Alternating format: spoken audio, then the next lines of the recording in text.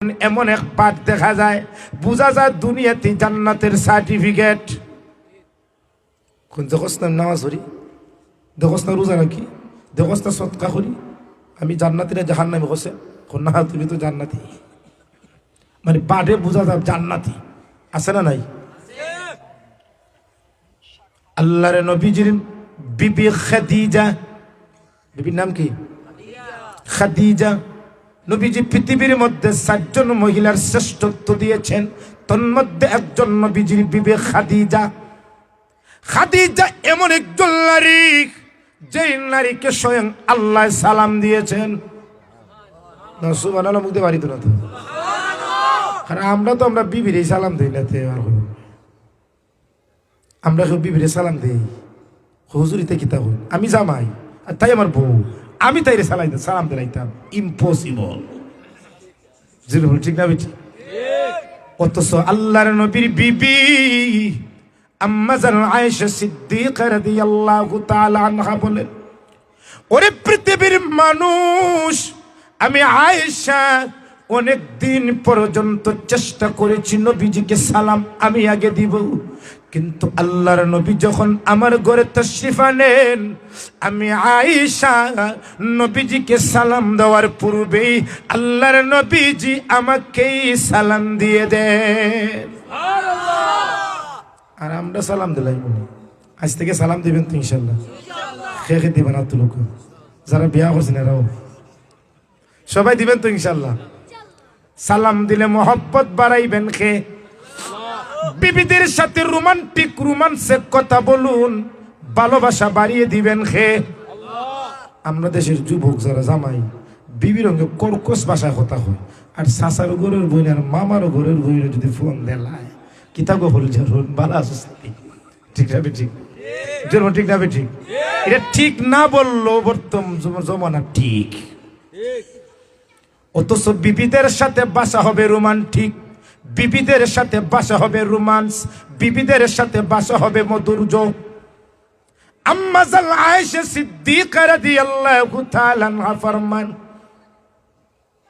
আমি আয়েশা যেই গ্লাসের যেই জায়গায় দিয়ে পানি পান করি, ঠিক সেই জায়গায় আল্লাহর নবীজি ঠোঁট লাগিয়ে পানি পান করেন। মহিলারা জ্ঞাত হোক গরু সুবহানাল্লাহ ঠিকই বলতেছে। কারণ আমরা সুবহানাল্লাহ বলতে বাড়ি তো আমরা তো আর করি না। যদি মহিলা যদি আপনার বিবি যদি গ্লাসও খাইয়া অর্ধেক মানে বাকি অর্ধেক আপনার লাঞ্চি কিতা খোঁজ তো ওখানে আপনার লাঞ্চি বিসনি গ্লাসটা দইয়াম তোর মুখের করুণানো আমার উপরে আইব। যে ঠিক না বেঠি? মহব্বত নাই। কিন্তু আল্লাহর নবীজির বিবি আম্মা জান আয়েশা বলেন, ওগো পৃথিবীর মানুষ, যে গ্লাসে মুখ রেখে আমি আয়েশা পানি পান করি, ঠিক তদ্রূপ ঠিক সেই জায়গায় আল্লাহর নবীজি ঠোঁট লাগিয়ে পানি পান করেন। সুবহানাল্লাহ। আম্মা জান আয়েশা বলেন, এক প্লেটে আমি এবং নবীজি ভাত খাইতাম, মাঝে মধ্যে আমি লুকমাটা তুলে নবীজির মুখে দেই, আর মাঝে মধ্যে নবীজির লুকমা তুলে আমার মুখে দেন। এই আদর্শ আজ আমাদের পরিবারে, আমাদের সংসার না থাকার কারণে আজ 90% সংসার স্বামী স্ত্রীর মধ্যে মিল মহব্বত নাই। নবীজির আদর্শ পারিবারিক ভাবে নাই। আসেনি? মুখতি লেখা পাইবা তো জাফলং গেলে দেখা যায় খে খারে মুখতি লেখা পায়। আর আমি তো জাফলংয়ের কাছে থাকি, মোটামুটি আমার এটা গফ না, আমার একটা অভিজ্ঞতা আছে।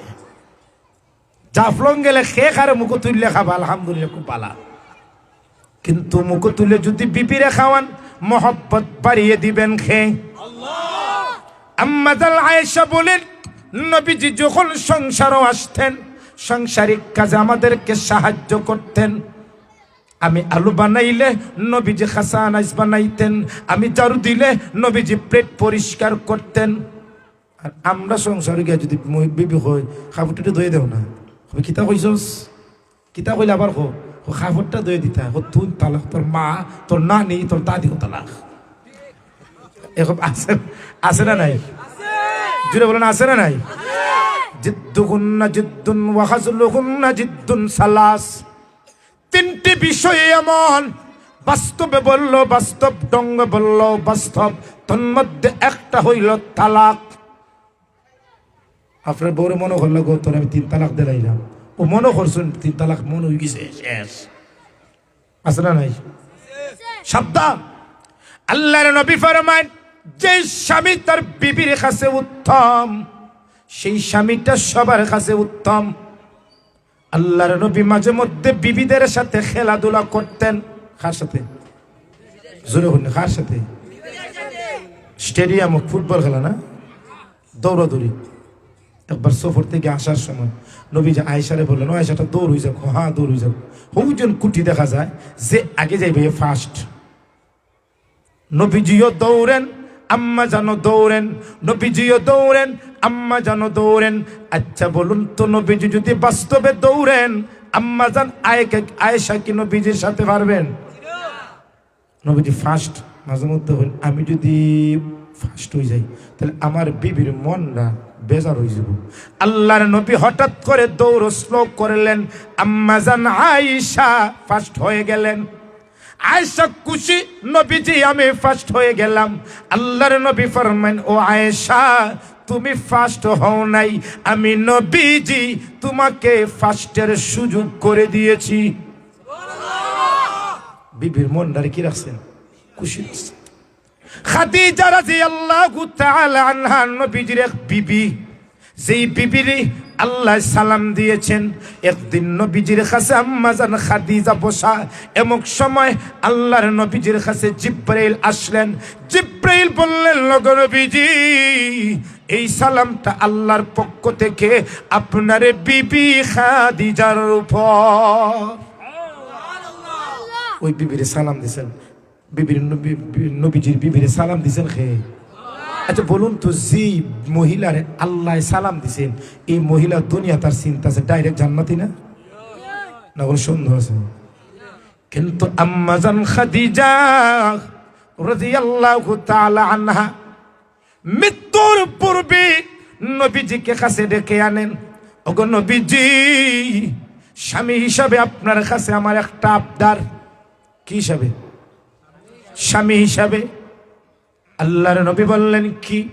আম্মা জান খাদিজা বলেন, লগো নবীজি, আমি খাদিজা যখন মারা যাব, মারা যাওয়ার পর যখন গোসল দেওয়া হবে, তখন আমার খাদিজার ইচ্ছা হলো আপনার শরীরের কাপড় মুবারক দ্বারা যেন আমার খাদিজার কাফনের ব্যবস্থা করা হয়।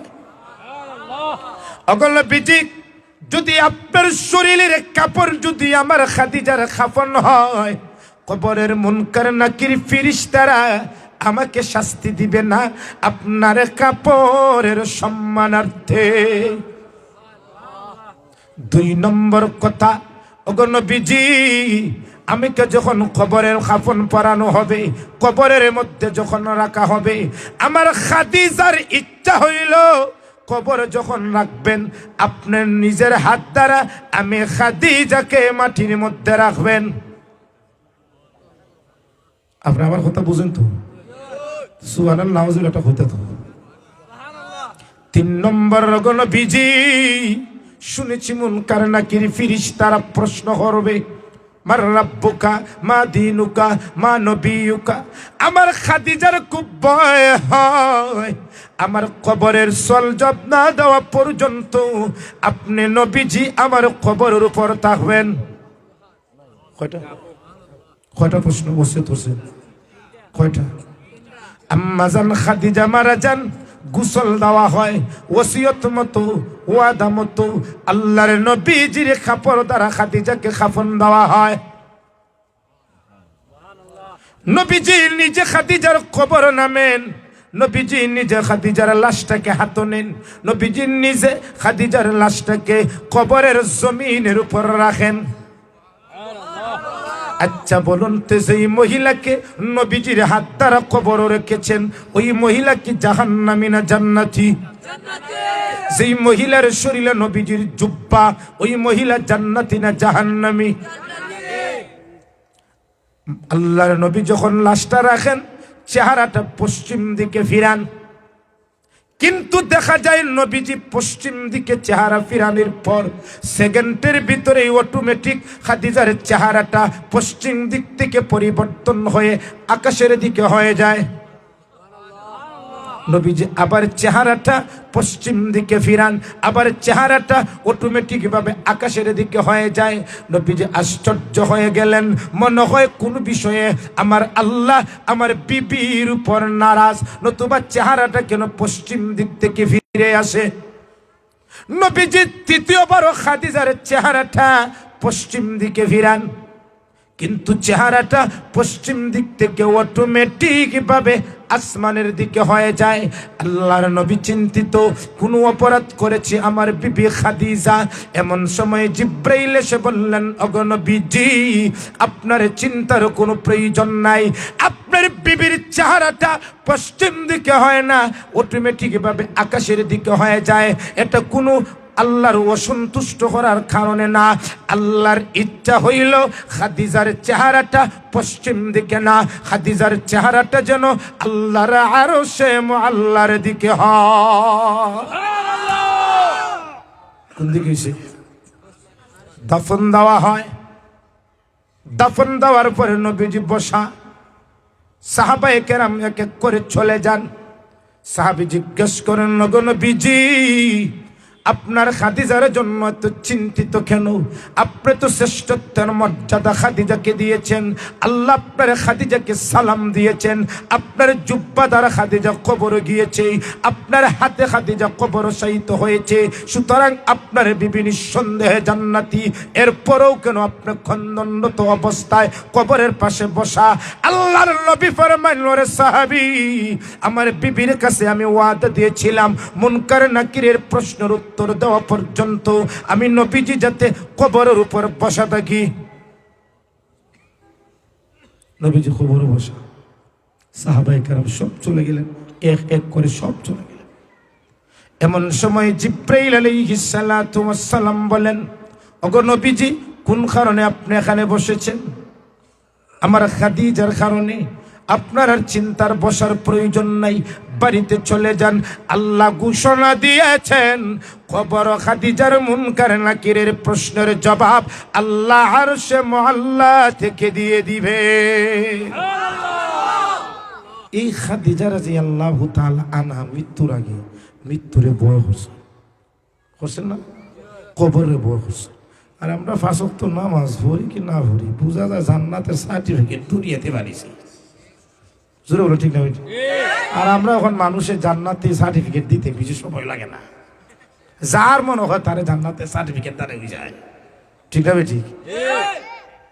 তখন যেই মহিলা শ্রেষ্ঠত্বের একজন, যেই মহিলা দুনিয়ার থাকতে আল্লাহর সালাম পাইছে, যেই মহিলা এত মর্যাদাশীল, এই মহিলা মারা যাওয়ার ভয়, ভিতরে মৃত্যুর ভয় আছে না নাই? কিন্তু আমাদের চলাফেরায় বোঝা যায় মৃত্যু নাই, কিন্তু মৃত্যু কিন্তু হবেই। হবে না? হবে না? মৃত্যু এমন একটি বিষয়, সুনিশ্চিত বিষয়, কেউ আটকাতে পারবে না।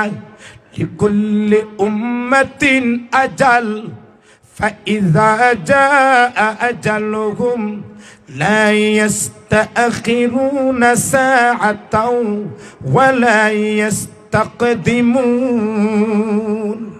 প্রত্যেকটা মানুষের নির্দিষ্ট টাইমে মৌত আসবে, কেউ বাধা দিতে পারবে? আমরা দাদা আছেন না গেছেন গিয়া?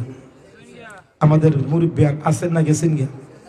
সব চলে যেতে হবে, এটাই বাস্তব, এটাই সঠিক, এটাই পৃথিবীর সবচেয়ে বাস্তবতা। মৌত হবেই, এর মধ্যে কেউ আটকানোর বা সুযোগ নাই। পৃথিবীর এমন কোনো গবেষণা, এমন কোনো যন্ত্র নাই যে মৌতকে আটকাইবা। আসেনি?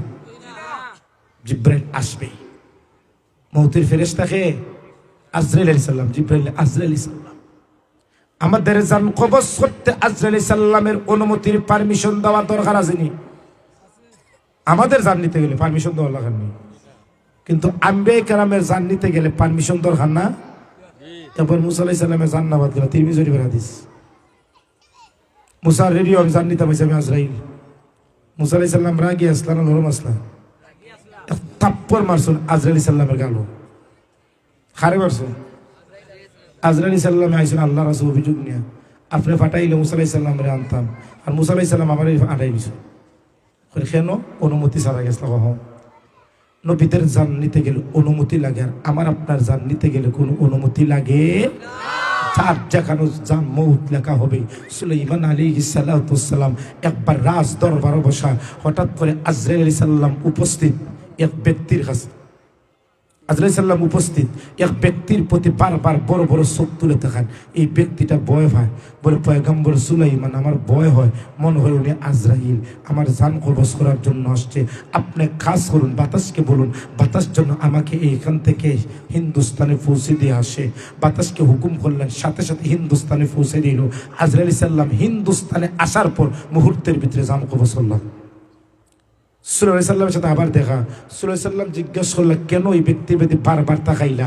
আজরাইল বললেন, ও পয়গম্বর, ওই ব্যক্তির লাশ, এই ব্যক্তির জান কবজ করার কথা আল্লাহ বলছেন অমুক জায়গায়, আর দেখি ওই ব্যক্তি আপনার এখানে। আমি ভাবলাম কথা তো এমন হওয়ার কথা না। মুহূর্তের ভিতরে দেখি যেই জায়গায় আল্লাহ বলেছেন সেই জায়গায় পৌঁছে গেছে, আর আমি আজরাইল তার জানটা কবজ করে নিলাম। যার যেখানে মৌত লেখা সেখানেই হবে, এর মধ্যে কোনো সন্দেহ আসেনি।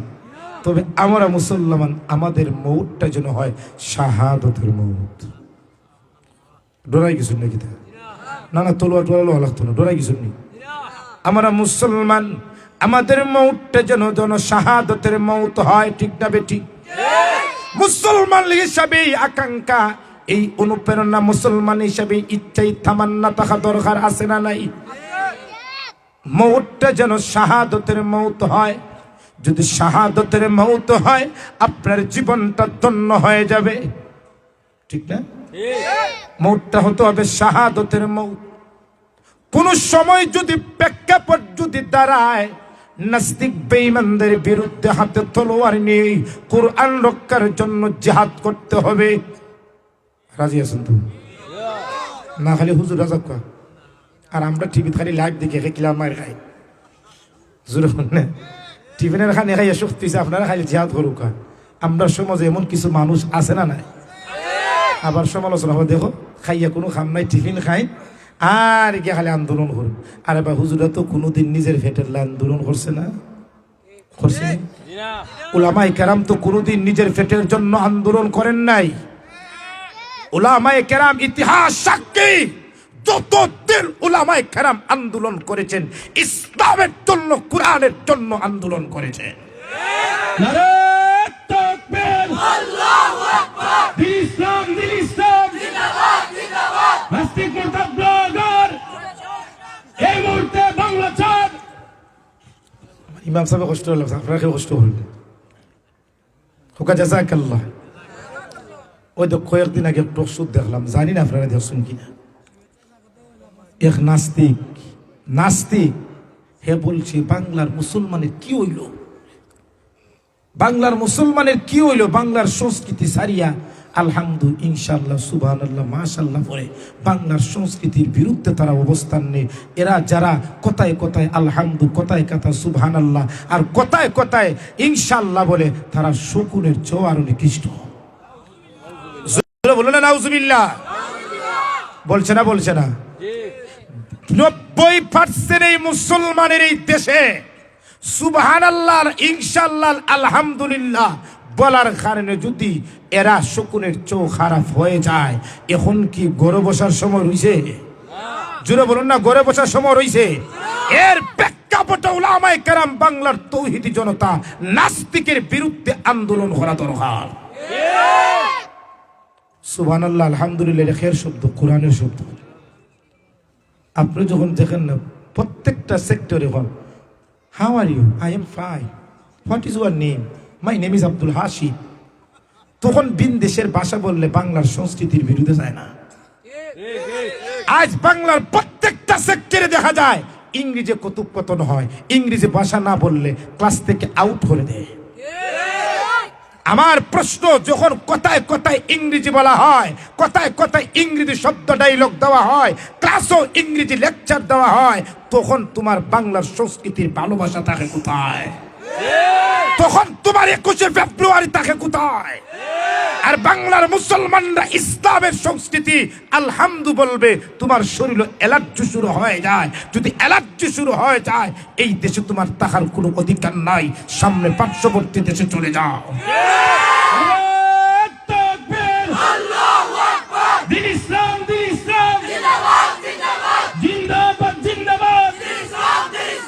ইসলামের শত্রুরা হুঁশিয়ার সাবধান।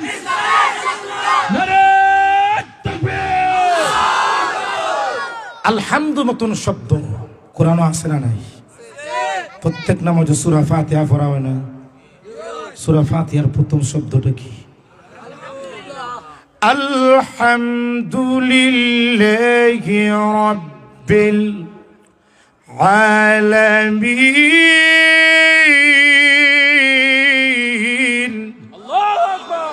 মুসলমান দৈনিক 5 ওয়াক্ত নামাজ পড়ে, 5 ওয়াক্ত নামাজে প্রতি রাকাতে সূরা ফাতিহা পড়া হয়। প্রত্যেক রাকাতে সূরা ফাতিহা, ফাতিহার প্রথম শব্দ আলহামদু। ঠিক না বেটি? ঘুম থেকে ওঠার পরে কি পড়েন?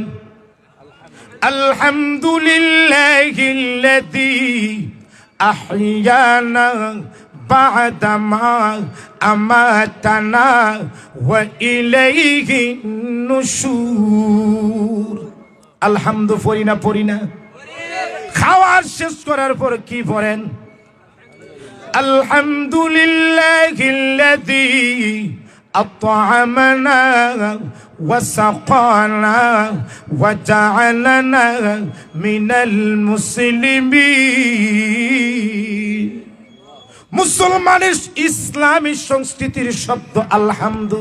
সুতরাং যে এই আলহামদুলিল্লাহর বিরুদ্ধে অবস্থান, আলহামদুলিল্লাহর বিরুদ্ধে কথা বলে, তার বিরুদ্ধে জবাব দেওয়ার দরকার আছে না নাই? মাশাআল্লাহ বলি না? জোর মাশাআল্লাহ বলি না? কোন সময় বলি? কোন ভালো জিনিস দেখলে, কেউ কোনো ভালো জিনিস করতেছেন, মাশাআল্লাহ। কোন ভালো জিনিস দেখছেন, মাশাআল্লাহ বলি না? আজ থেকে বলবেন তো, প্রথম সবকটা আজ থেকে বলবেন আলহামদু।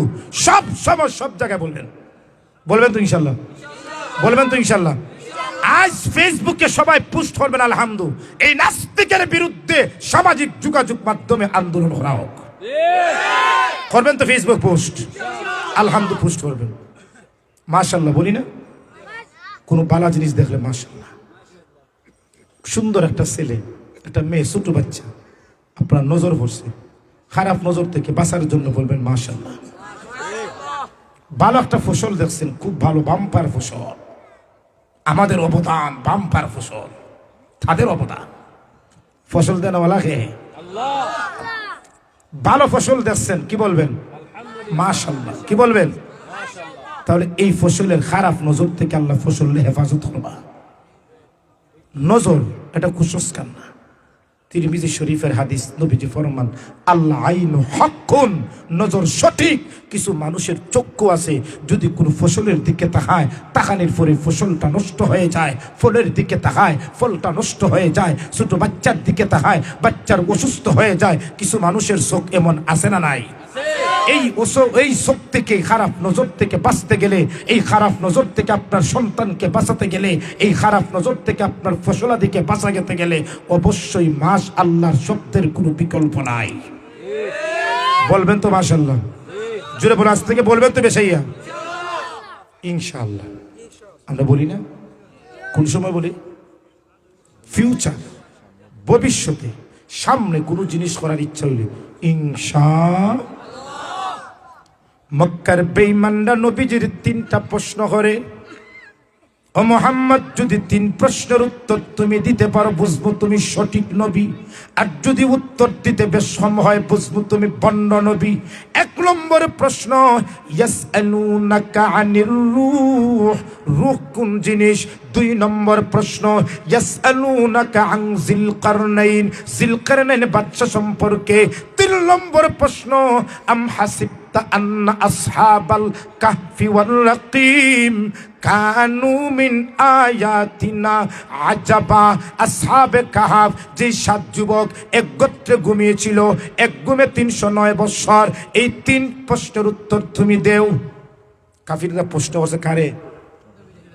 নবীজি বলছেন আগামীকাল দেব। কি বলছেন? আগামীকাল আসে। 3 প্রশ্নের উত্তর আল্লাহ দিয়ে ওহী নাজিল করেন নাই। একদিন না, 2 দিন না, 1 সপ্তাহ না, ওহী বন্ধ, জিব্রাইল আসেন না।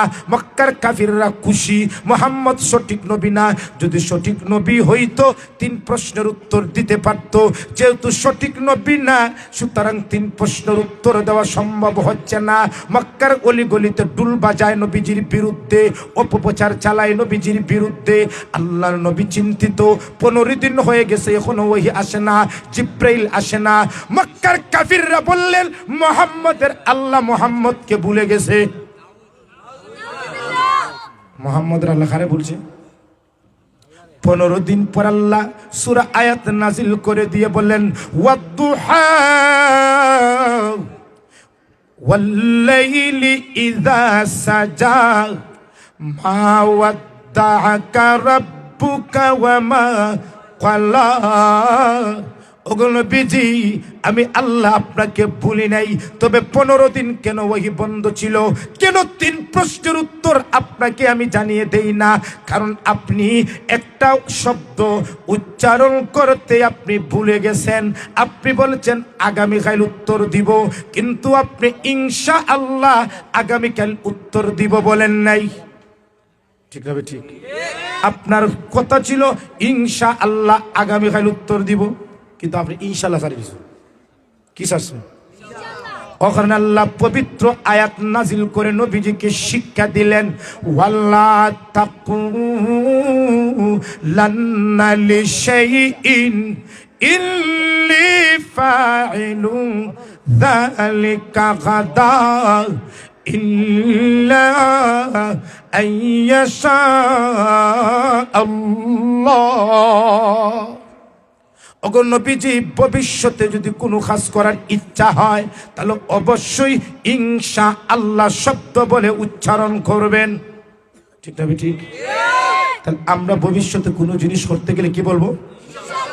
যদি ইনশাআল্লাহ বলেন তাহলে কাজটা আপনার জন্য সহজ করে দিবেন।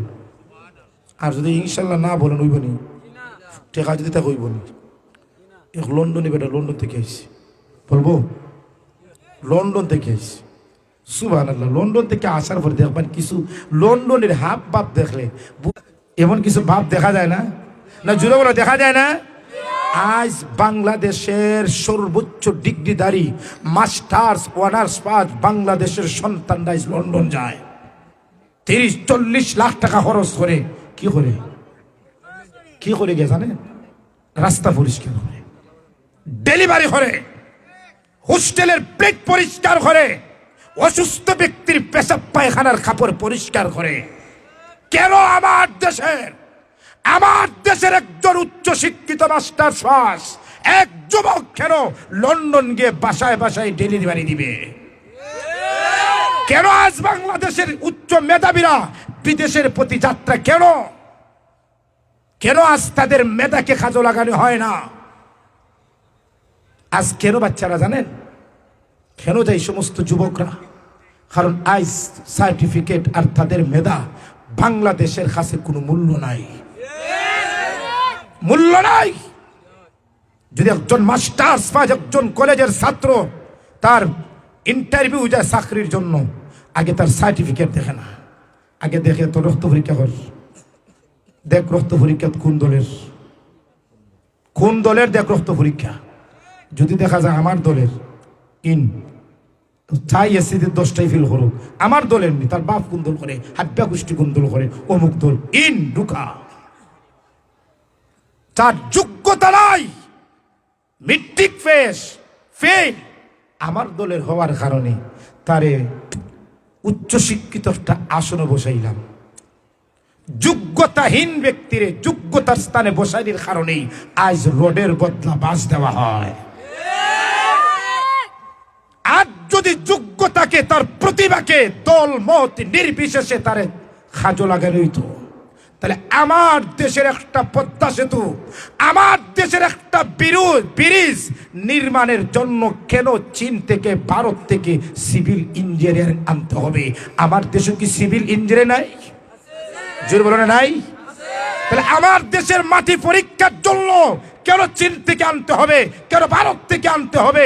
বাংলাদেশের বড় বড় শিক্ষিত সিভিল ইঞ্জিনিয়ারদের কেন তাদেরকে খাজা লাগানো হয় না? আমার বিরুদ্ধে কেউ হলে, আমার দলের বিরুদ্ধে কেউ হলে, তাই তার যোগ্যতা হোক না কেন, আউট। ঠিক না ঠিক?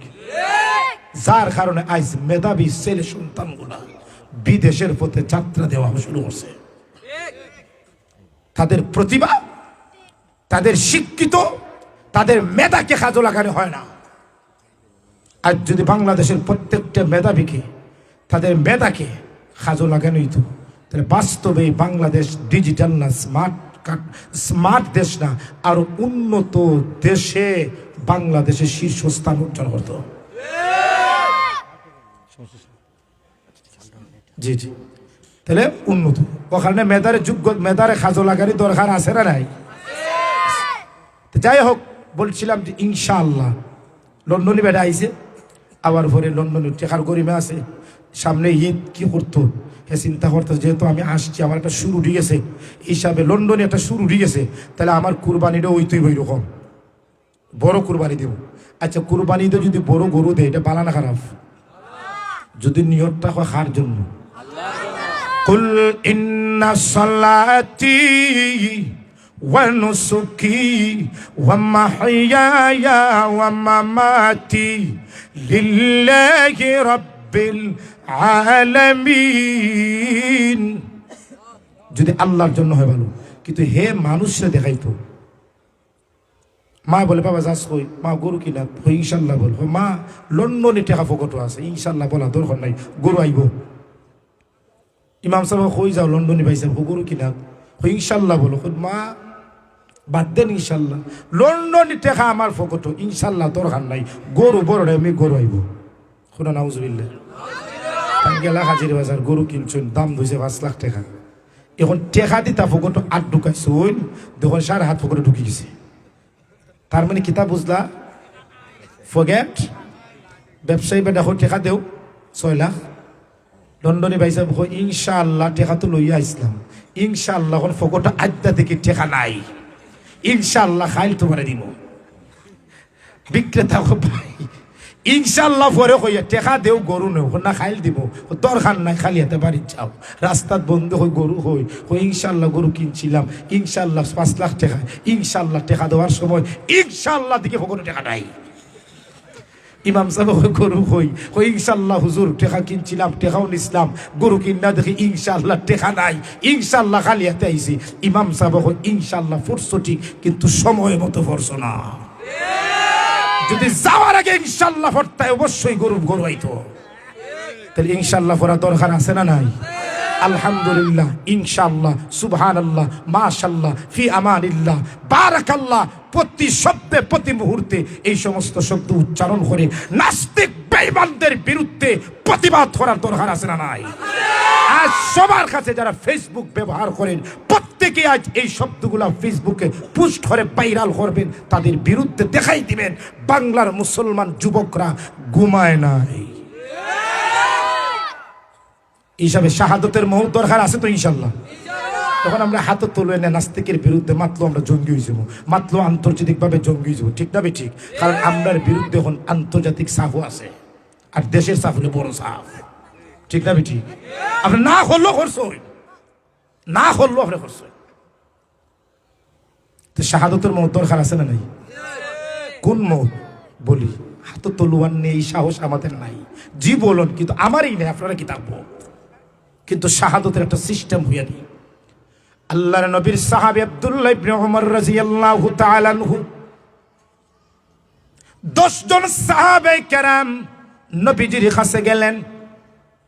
একজন সাহাবী দাঁড়াইয়া নবীজিকে প্রশ্ন করেন, আচ্ছা বলুন তো, নবীজির প্রশ্ন কি সবাই করিলাইনি? ভয় লাগে না? নবীজি একবার জোহরের নামাজ পড়তেছে, খেয়াল করুক, জোহরের নামাজ ফরজ কয় রাখা? আমি শেষ করতেছি। জোহরের 4 রেখাত, নবীজি জামাত 2 রেখাত পড়ছেন। কয় রেখাত পড়ছেন? জোহরের নামাজ ফরজ কয় রেখাত? নবীজি পড়ছেন কয় রেখাত? 2 রেখাত পড়ে সালাম ফিরাই দিছে। পিছনে বড় বড় সাহাবায়ে কেরাম, আবু বকর, উমর, উসমান রাদিয়াল্লাহু মতো সাহাবায়ে কেরাম, কেউ কোনো মাত নাই। বড় বড় সাহাবায়ে কেরাম ভাবুন, জোহরের ফরজ তো 4 রেখাত, নবীজি 2 রেখাত পড়ছেন, মনে হয় আল্লাহ নামাজও 2 রেখাত কমাই দিছে। ঠিক না ভাই? ঠিক। কারণ নবীজি শরীয়ত, কেউ কোনো প্রশ্ন নাই। উমর রাদিয়াল্লাহু তাআলা বাহাদুর, নবীজিকে প্রশ্ন করার সাহস নাই। ওগো নবীজি, জোহরের ফরজ তো 4 রেখাত, আপনি 2 রেখাত পরে সালাম ফিরাইছেন, বাকি 2 রেখাত পড়লেন না কেন? এই প্রশ্ন করার সাহস নাই। সব নিরিবিলি নিস্তব্ধ। পিছন থেকে এক সাহাবী দাঁড়াইয়েছে। মিশকাত শরীফ কিতাবুস সলার মধ্যে হাদিসটা আছে। এই সাহাবীর নাম উপাধি হইল এই জুলিয়াদাইন। কি? জুলিয়াদের শব্দ হলো হাতওয়ালা। এই সাহাবীর 2 হাতটা স্বাভাবিক হাতের চেয়ে একটু লম্বা আছেন, যার কারণে সাহাবীকে বলা হয় জুলিয়াদাইন। উনি দাঁড়াই গেলা, দাঁড়াই এখন নবীজি আমার একটা প্রশ্ন, শেষ হাতার থেকে। কোন কি প্রশ্ন? কখন নবীজি বেয়াদবি মাফ করবেন, কিন্তু যদি প্রশ্নটা না করি ভিতরে খালি গুটগুট করে। ওই সাহাবী বললেন, নবীজি আকুসিরাতিস সালাত আম নাসিতা ইয়া রাসূলুল্লাহ। ওগো নবীজি, 2 রেখাত নামাজ পড়তে আপনি ভুলে গেছেন না আল্লাহ 2 রেখাত নামাজ কমাইছেন? সুবহানাল্লাহ। নবীজি সাহাবারা জিগাইলে কিতা কয় রেখাত পড়ছে? আবু বকর নবীজি 2 রেখাতই পড়ছে, বাকি 2 রেখাত বিনা করছে। হযরত আব্দুল্লাহ ইবনে উমর বলেন, 10 জন সাহাবী নবীজির কাছে বসা। একজন সাহাবী সাহস করে দাঁড়াইয়া নবীজিকে প্রশ্ন করে, ওগো নবীজি, পৃথিবীর মধ্যে সবচেয়ে বুদ্ধিমান ব্যক্তি কে? প্রশ্ন কি করছে? পৃথিবীর মধ্যে সবচেয়ে বুদ্ধিমান ব্যক্তি কে? যে বাপের সন্তান ইঞ্জিনিয়ার হে, যে বাপের সন্তান লন্ডন 3 জন হে। আল্লাহর নবী ফরমান, পৃথিবীর মধ্যে সবচেয়ে বুদ্ধিমান সেই ব্যক্তি যে ব্যক্তি সব সময় মৃত্যুকে স্মরণ করে, যে ব্যক্তি সব সময় মৃত্যুকে স্মরণ করে মৃত্যুর প্রস্তুতি নিয়ে থাকে। আল্লাহর নবী ফরমায়, সেই পৃথিবীর মধ্যে সবচেয়ে বড় বুদ্ধিমান। আমরা পৃথিবীর বুদ্ধিমান হইতাম না? তাহলে কি করতে? মৌতকে সবসময় স্মরণ রাখতে হইব তো। মালা বুদ্ধা কিতাবুল জানাইজ হাদিসটা আসছে। আম্মা জান বলেন, ওগো নবীজি, সব মুসলমান তো হাতে তলোয়ার নিয়ে রণাঙ্গনে কাফির বিরুদ্ধে যুদ্ধ করে শহীদ হতে পারবে না। আর কোন শহীদের কোন রাস্তা আছে কিনা? আল্লাহর নবী ফরমান, যে মুসলমান দৈনিক 20 বারে মৌতকে স্মরণ করবে। কয়বার? 20 বারে মৌতকে স্মরণ করবে। আর ওই দিন যদি ওই মুসলমান মারা যায়, আল্লাহ তাকে শাহাদতের মৌত দান করেন। আমরা চাই না ইনশাআল্লাহ শাহাদতের মৌত হোক? জোরে আমরা চাই না? কে গেছেন তো হাত তুলো। আল্লাহ আমাদের সবাইকে শাহাদতের মৌত দাও। সবাই বলি আমিন। ওয়া আখিরি দাওয়ানা আলহামদুলিল্লাহি রাব্বিল আলামিন। সম্মানিত হাজির,